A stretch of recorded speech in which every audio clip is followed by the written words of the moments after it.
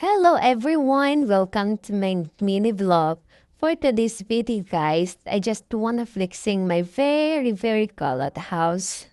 So karon guys, sabanay ko ninyo manghinlo o di ba nang damay pa ang kanahan. As you can see guys, grabe kita kalat sa among balay, sakit kaayo sa mata. Napepiloonan nga tagaliog. So karon guys, og na nato ang pagpanghinlo. Una maghugas at taog plato kay wa na nagsinumbagay na si plato o kutsara. Kung diri dapita guys, imikos-mikos ra nato ning paghugas nato guys. Actually, karon niya adlaw, manglabaw da kong mga kortina. Kaso, akong hipuson perti mang yung daghana. So, pugma na lang yun taan ni manlaba. Pagkahuman na sab nato panghugas og plato, ato na sa hinluan ning abuhan kay perti nag yung abuga. Naapay kaldero nga piting ito na hala pasag din na pasayluan na lang yun sila. Ang dali lapita ipadapin sa nato ni mga kagiruha. Tuara ang taflo bising lokso na. So darip tisika nato og tubig aron di nakaayo tantong abog.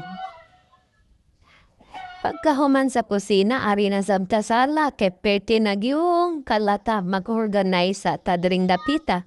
Kaya na bata nga sigpamungkag aning mga butang.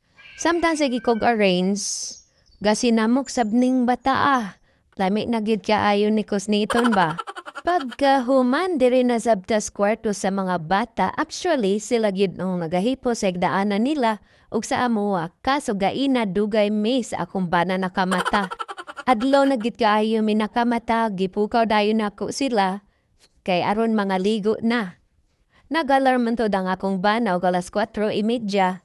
Pero pagwing sa sipin niya, nakamata tuod siya pero gipalong ra. Ug natulog balik akong bana. O diba, nag-alarm pa ka.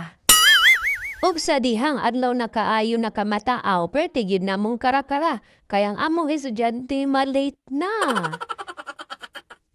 Maong pagikan nila nag-apas-apas sabta dering dapita kay si Bunso gaman niya na. Kaliguon na siya, katulogo na siya. So mikos-mikos tirada ba? Bisan sa pagpamilo, nagyud nako taro nga kay ang oras udto na, taod-taod magluto pa. Hay, spaita kinabuhi Mauna day, pagminyo pa. Da. Pagahuman, mamilo na sabta aning mga sininaa. Lami asab ani pang dauban, oy 30 nagyong kapuya. Sa lagingon diha nga, haya-hayang mga asawa, kaysa balayra, pag sure diha, basi matamparos ta ka. 24/7 ang trabaho sa asawa. Ang among sweldo habal rasbana. Hoy, taro nga. So finally, nahuman ragyod. Nahinlo na pero later kalat na pud na kay naamantay junakis nga tagabungkag sa mga gamit. Ay, spaita.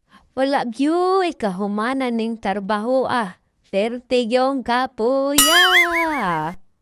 Pait pas banyawan ning kahimtanga. Mauna. Hala, pagminyo. Thank you for watching.